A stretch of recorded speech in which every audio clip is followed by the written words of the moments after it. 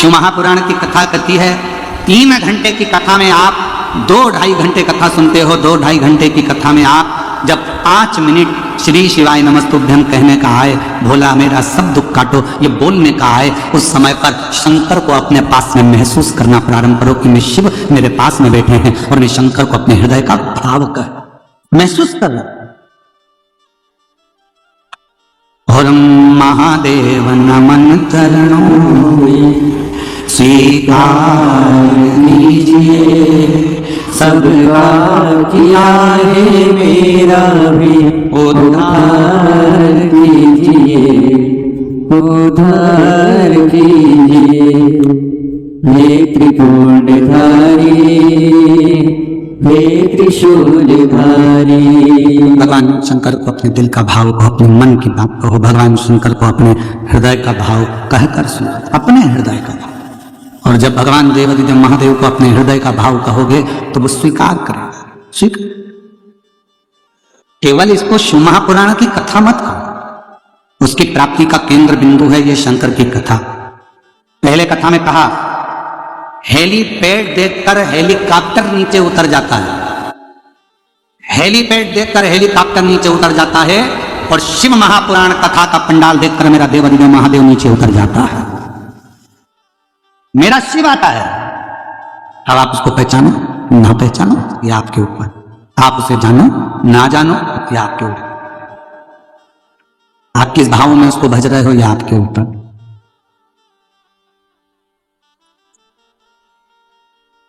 शिव कथा कह रही है। एक बार मां पार्वती जी भगवान शंकर जी को लेकर अपने पिता हिमालय राज्य से मिलने के लिए गए।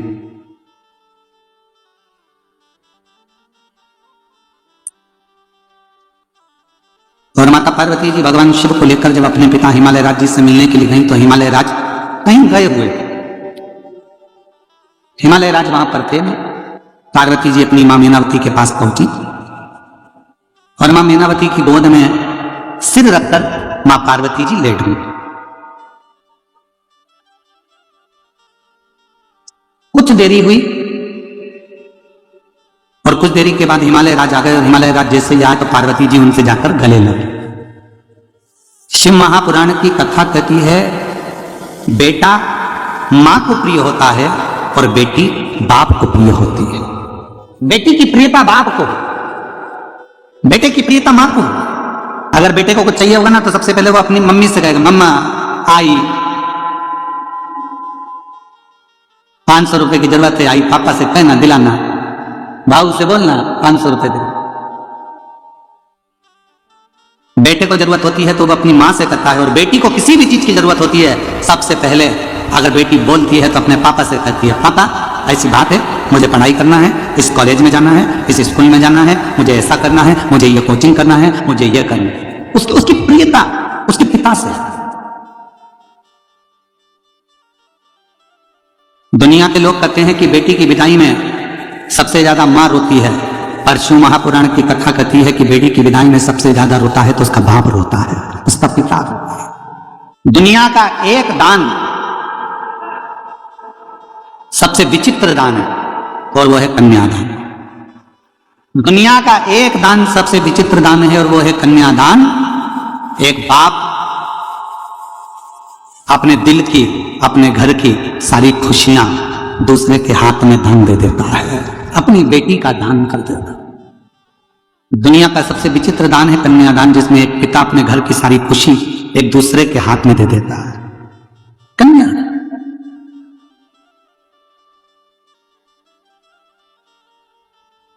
दान देने वाले ने तो दे दिया, पर दान लेने वाले ने उसको समझा कि नहीं समझा ये पता नहीं। जितने बैठे हो सकता है हमारी बात का आपको बुरा लग जाए, और लग जाए तो लग जाए, पर शिरडी में कहकर जरूर जाऊंगा।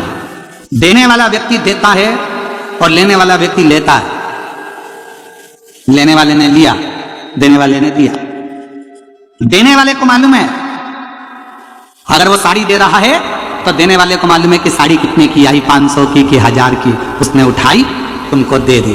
लेने वाले ने क्या कीमत आकी हो, इकट्ठी ले आया होगा, 200-300 रुपए की होगी। बोलो बोलो सही है कि गलत है?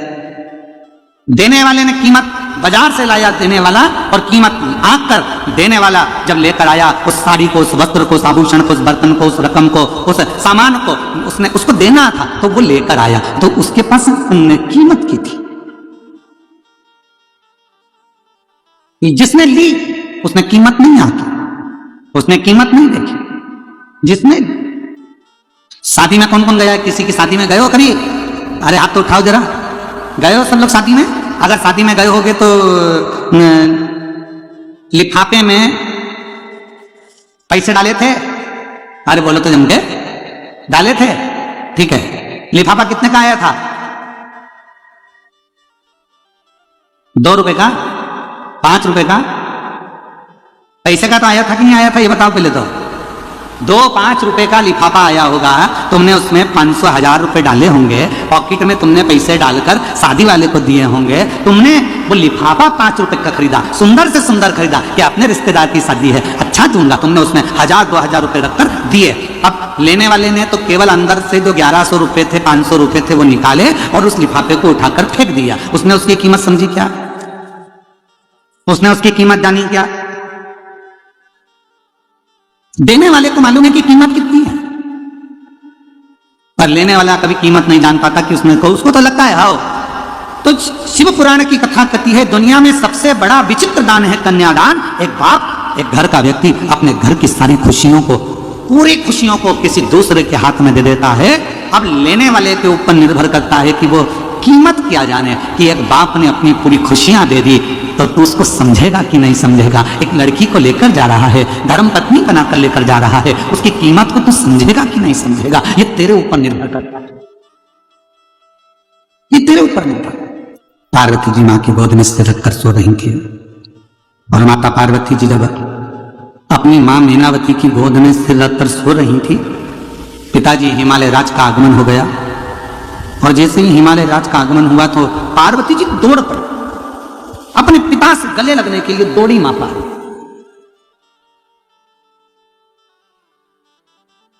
गले लगी।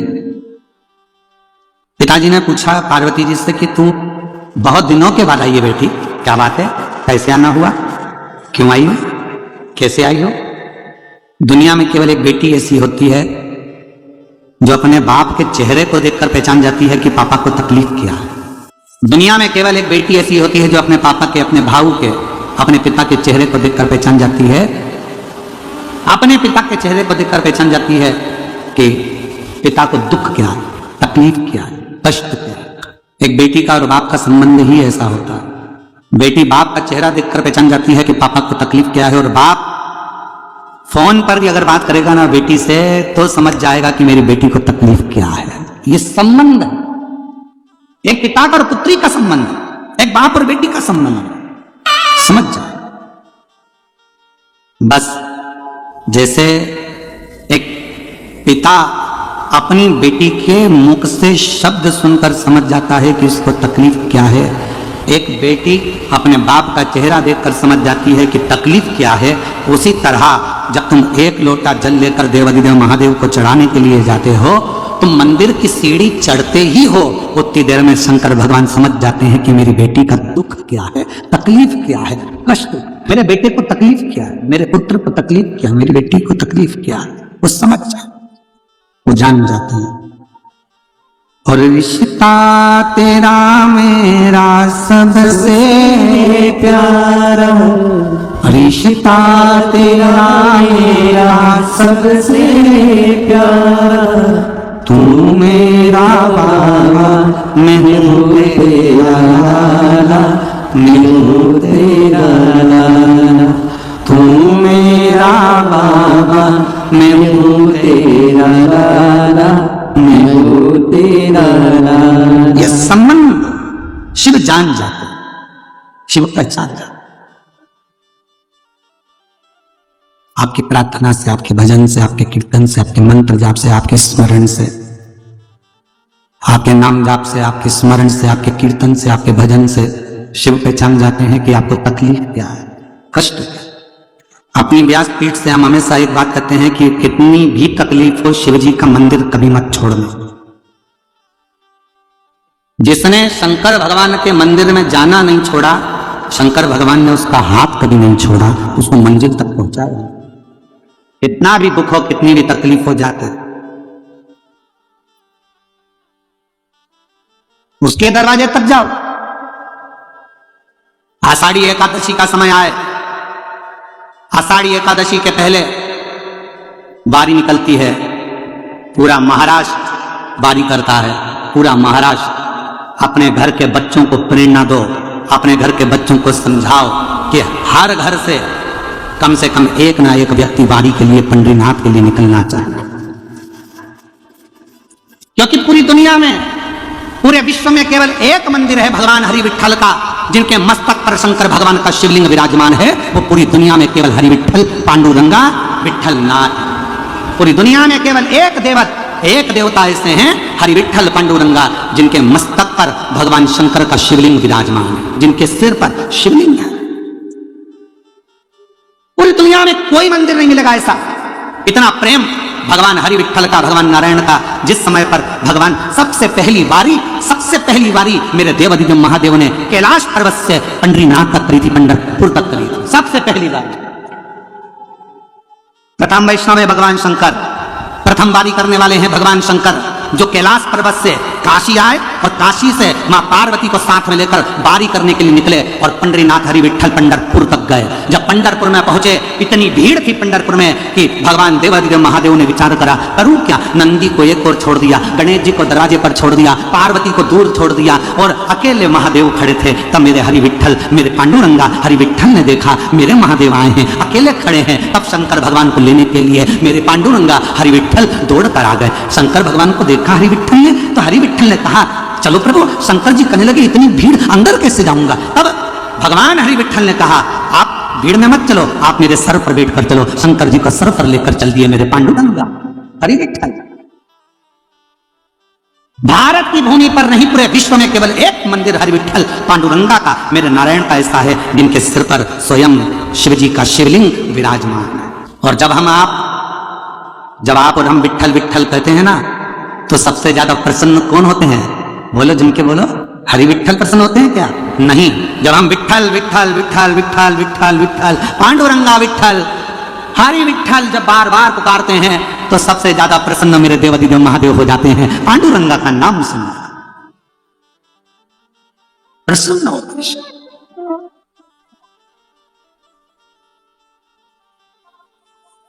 है कोई ऐसा मंदिर दुनिया में, कोई ऐसा मंदिर बता दो जहां भगवान की मूर्ति के पास में माथा टेकने को मिलता हो?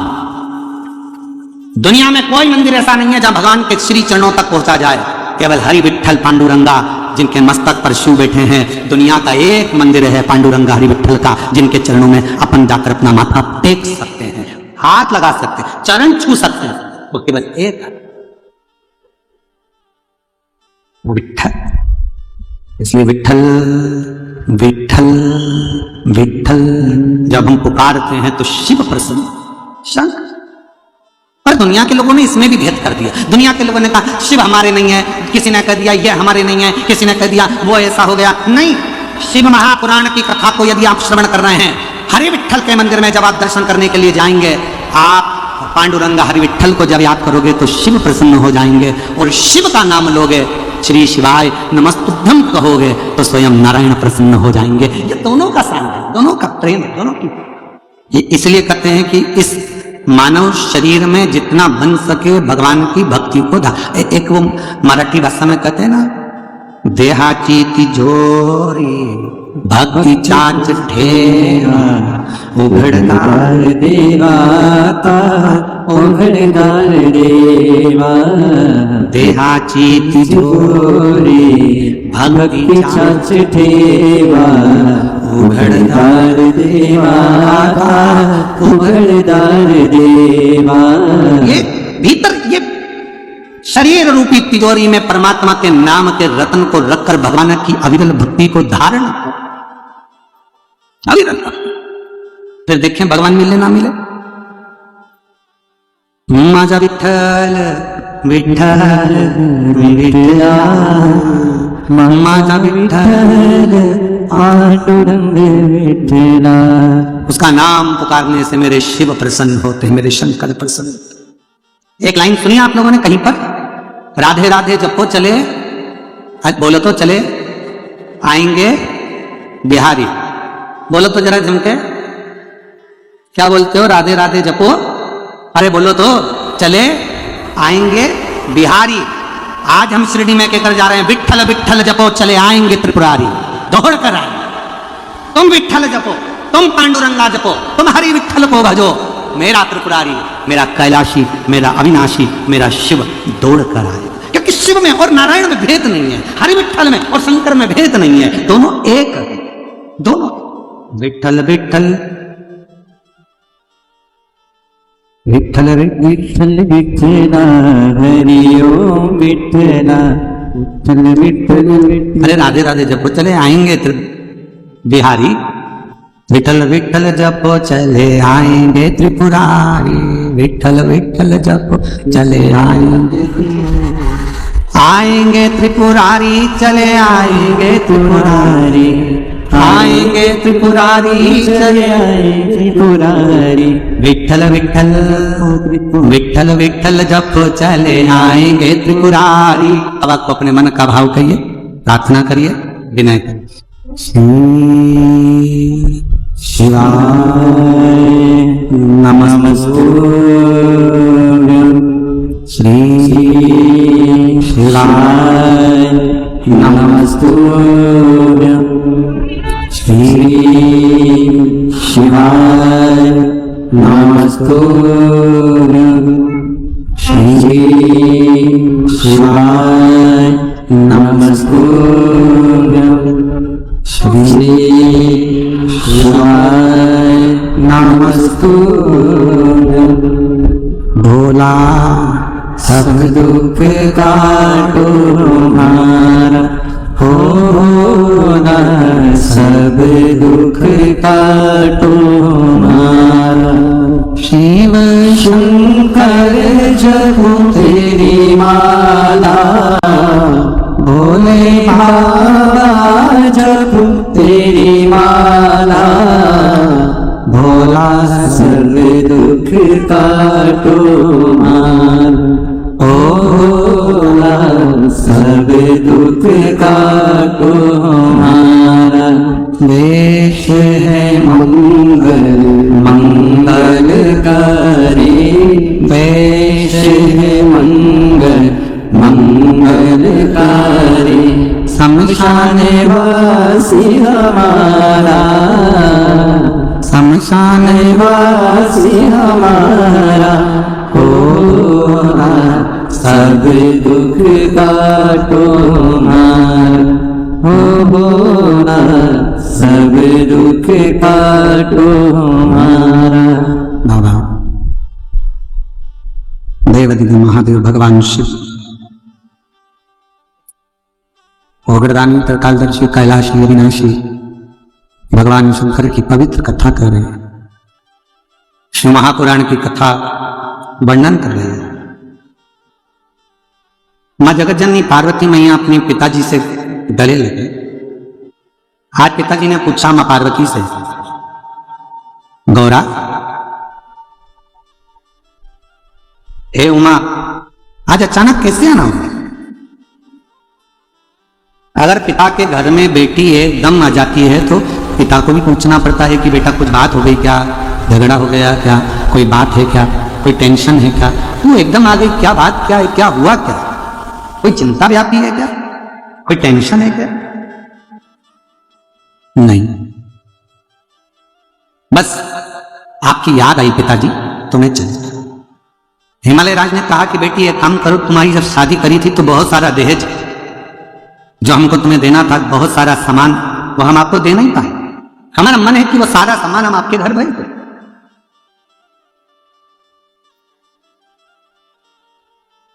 मां पार्वती जी ने अपने पिता हिमालय राज जी से कहा, पिताजी मुझे कोई सामान की जरूरत नहीं, मेरे पति के घर में सब कुछ। एक निवेदन करूं मेरी जीजियों और जितने मेरे जीजा बैठे हैं उनसे भी, जीजियों से, मेरी बेटियों से, बेटाओं से, मेरी माताओं से, मेरे बुजुर्ग माता पिता तुल्य जितने भी विराजमान हैं, सबसे निवेदन करूं, दूसरे के घर का वैभव देखकर अपने घर में वैभव की कामना मत करो। दूसरे के घर की प्रॉपर्टी देखकर अपने घर में प्रॉपर्टी की कामना मत करो। दूसरे का आभूषण देखकर अपने आभूषण की कामना मत करो। भगवान से प्रार्थना करो कि मेरे घर में ये सब देना ना देना ये तेरे ऊपर है, पर सबसे पहले मेरे घर में एक दूसरे के प्रेम को देना, शांति को देना, वात्सल्य। धन ज्यादा हो जाए, ढेरों संपदा हो जाए, पैसा बढ़ जाए, मालूम पड़े कि पति पत्नी से चिढ़कर बोल रहा है, पत्नी पति से चिढ़कर बोल रही है, बहुत अपशब्द बोल रही है, बेटा बाप को चिल्लाकर बोल रहा है, बाप बेटे को चिल्लाकर बोल रहा है, बहू सास को चिल्लाकर बोल रही है, सास बहू को चिल्लाकर बोल रही है, तो फिर वो फैक्ट्री, वो धन, वो दौलत, वो संपदा, वो गाड़ी, वो बंगला, वो प्रॉपर्टी, वो किस काम है? अगर शांति ही नहीं है, प्रेम ही नहीं है, वात्सल्यता ही नहीं है, तो फिर वो संपदा किसकी? कई बार लोग कहते हैं गुरुजी ये मेरा घर है, हम कहते हैं तुम्हारा नहीं है, तुम तो इसके चौकीदार हो। फिर कोई कहता है गुरुजी ये मेरी दुकान है, हम कहते हैं तुम्हारी दुकान नहीं है, तुम इसके चौकीदार हो। फिर कोई कहता है गुरुजी ये मेरी जमीन है, हम कहते हैं जमीन तुम्हारी नहीं है, तुम इसके चौकीदार हो। तुम्हारे दादाजी ने संभाला, तुम्हारे पिताजी को दिया, पिताजी ने संभाला, अपने पिताजी को दिया, उनने संभाला, तुमको दिया, और तुम भी क्या कर रहे हो? संभाल रहे हो, चौकीदारी कर रहे हो। संभालोगे अपनी औलाद को देखकर जाओगे, तुम्हारी औलाद क्या करेगी? संभालेगी, दूसरे को देखकर जाओगे। आपने और हमने जिंदगी में कोई काम नहीं करा, केवल चौकीदारी करी। इसलिए निवेदन है, चौकीदारी करते करते भी अपनी जिंदगी को खुश होकर जीने का प्रयास करो। ये तो सब यहीं छूटने वाला, जीवन का आनंद लेकर जाओ। तेरी कृपा का क्या है भरोसा, अब किस पर भरोसा, जरा सी हम पर कर दो, जरा सी हम पर कर दो। जिस पर भी हो गई तेरी कृपा करुणा, वो भव पार हुआ, भव पार हुआ। पापी हो चाहे जितना, उसका भी बाबा उद्धार हुआ, उद्धार हुआ। गीत अजामिल गणिका जैसे तेरे मन को भाई, जरा सी हम पर कर दो। उसी कृपा ने तो क्या एक पत्र आया है, देखो कितना अच्छा। रूपाली गणेश गिधारे, राहता गांव में रहती हूँ, देश राहता गांव में रहती हूँ। मेरी शादी को 12 साल हो गए थे, संतान का सुख नहीं था, हमने बहुत सारे हॉस्पिटल को गए, कुछ भी फर्क नहीं हुआ। फिर 2 महीना हुए, मेरी सहेली ने बताया कि भोले बाबा पर विश्वास रख। मेरी सहेली ने बताया कि बाबा बोल रहे थे तू एक बार आंकड़े का जड़ का उपयोग कर। मुझे कथा को आने को मिला नहीं, फिर मैं कथा टीवी पर देखती रही और मेरे बाबा से ऐसी प्रार्थना करी। बाबा की कृपा से 11/8/2025 को एक संतान प्राप्ति हुई। शिव की कृपा से 12 साल के बाद मुझे औलाद की प्राप्ति हुई। एक पत्र और बड़ा है, ज्योति सुनील सावंत, गंगापुर छत्रपति संभाजी नगर से हैं। 1 लोटा जल और पशुपतिनाथ के व्रत का मैं क्या महत्व कहूँ, मुझसे कोई पूछे। 5 बार पशुपति व्रत करे हैं और 9 बार पंडाल में जाकर कथा सुनी है। मेरा बेटा सरकारी नौकरी की तैयारी कई वर्षों से कर रहा था, पर उसका 1-2 अंक से रह जाता था, कुछ क्लियर नहीं हो पाता था। उसने हिम्मत हार दी। तब मैंने उसे कहा, बाबा हमारी फाइल ध्यान से पढ़ रहे होंगे, मंजूर जरूर करेंगे, तो चिंता मत कर, आपके शब्द याद हो, हिम्मत मत हारो, विश्वास रखो। बेजापुर की कथा में आपने कहा था जितने भी बाबा का स्मरण कर सकते हो करो, विश्वास के साथ करो, अपनी पढ़ाई को 4 गुना बढ़ाओ, अपनी मेहनत को 4 गुना बढ़ाओ और रात दिन एक करो। ये आपने बेजापुर की कथा में कहा था, मैंने वही की वही अपने बेटे से कहा कि तू मेहनत को 4 गुना बढ़ा, हिम्मत कर, पढ़ाई कर, रात दिन एक कर। वो सियोर वाला बाबा कहता है जब पूरी पढ़ाई कर लो तभी बेलपत्री पर शहद लगाकर शिव को चढ़ा कर जा। मेरे बेटे ने वही किया। आज मैं धन्यवाद बाबा को देने के लिए आई हूं। मैंने तो बाबा से एक नौकरी की कामना करी थी, पर मेरे बाबा ने मेरे बेटे का MPSC महाराष्ट्र में सिलेक्शन करवा दिया और 2 उच्च पदों पर एक साथ रिजल्ट आ गया। मैं बाबा को प्रणाम करने के लिए, शिव को नमन करने के लिए। एक पत्र और बड़ा सुंदर, नूतन, पढ़ो पढ़ो पढ़ो, मिलंदी है, मिलिंदी, मिलिंदा, ठीक है। आगे गुंजाल, मुंजाल, नूतन मिलिंद मुंजाल, ठीक है। आज पत्र लिखते हुए मुझे बहुत खुशी हो रही है। मैं शिव जी को धन्यवाद दूं, बाबा को धन्यवाद दूं। गुरुदेव 11 साल तक औलाद नहीं हुई और बाबा की कृपा से आज 11 वर्ष के बाद मेरे घर में औलाद का सुख आया है। मैं बाबा को प्रणाम करने के लिए आई। शिव कृपा है और ये सारे पत्र जितने भी है ना, इस पत्रों में एक ही चीज लिखी है, मेरे बाबा ने मेरे ऊपर ये कृपा कर दी, मेरे बाबा ने दे दिया, मेरे बाबा ने करुणा कर दी, ये उसकी उदारता है। और आज फिर कहते हैं 5 दिन की आपने जो शिव महापुराण की कथा कार्तिक के पवित्र महीने में जो श्रवण करी है, 3 महीने के अंदर आपका भी पत्र इस व्यासपीठ पर जरूर पहुंचेगा, मेरा शिव जरूर बनेगा, ये निश्चित। आप शुद्ध भाव से कथा का रसतत्व, जैसे मां पार्वती जी पूछ रही, मां और खाली न जाता कोई दर से तुम्हारे, खाली न जाता कोई दर से तुम्हारे, मैं भी खड़ी हूँ नंदी मांगे फसारे, अपने गले से लगा लो, गिरा जा रहा हो, उठा दो भोले अपने दर से, अब तो न टालो, गिरी जा रही हो, उठा दो। वो शिव सन पार्वती, तुम्हारे देह में देने के लिए बहुत सारी सामग्री मेरे पास में रखी है, तुम कहो मैं उतने आपको दे देता हूं, ये सब आप लेकर चले जाओ। पार्वती जी बोली नहीं कोई, पिताजी मेरे घर में सब कुछ है पिताजी, सब कुछ। मेरे घर में कोई कमी नहीं है पिताजी, सारा सुख मेरे पति के घर में, सब सुख। कथा में अभी हम कह रहे थे कि दूसरे का वैभव देखकर, दूसरे की संपदा देखकर, दूसरे की दौलत देखकर कभी ना सोचें कि भगवान ने हमको ये नहीं दिया या वो नहीं दिया। भगवान को तो हर पल धन्यवाद दिया करो कि तूने जो दिया वो कम नहीं दिया, तूने जो दिया हमको कम नहीं दिया। भारत देश में जन्म दिया, महाराष्ट्र की पवित्र भूमि दे दी, महाराष्ट्र में भी शिरडी का पवित्र क्षेत्र दे दिया, और शिरडी के पवित्र क्षेत्र में ये शिव महापुराण की कथा दे दी। इससे बढ़कर और क्या चाहिए? ये तेरी उदान है, ये तेरी कृपा, ये भगवान तुम्हारी बड़ी करुणा, बड़ी कृपा, बड़ी दया है, उदारता है। तो पार्वती जी से कहा क्या तुमको ये कोई सामान नहीं चाहिए? नहीं, मेरे पति के घर में सब कुछ है। कोई सामान की कामना? हिमालय राज ने देखा कि पार्वती जी ने कहा कि मुझे किसी चीज की कामना नहीं, कोई चीज की कामना। बाबा ने जो मुझे दिया है बहुत अच्छा। हमने पहले भी कथा में कहा, जो जीवन परमात्मा ने दिया है और अच्छे से जिंदगी जी रहे हो, 2 रोटी प्रेम की खा रहे हो और अलमस्त अपनी जिंदगी जी रहे हो। तुम्हारे सोने दुनिया का सबसे ज्यादा किस्मत वाला व्यक्ति कौन है?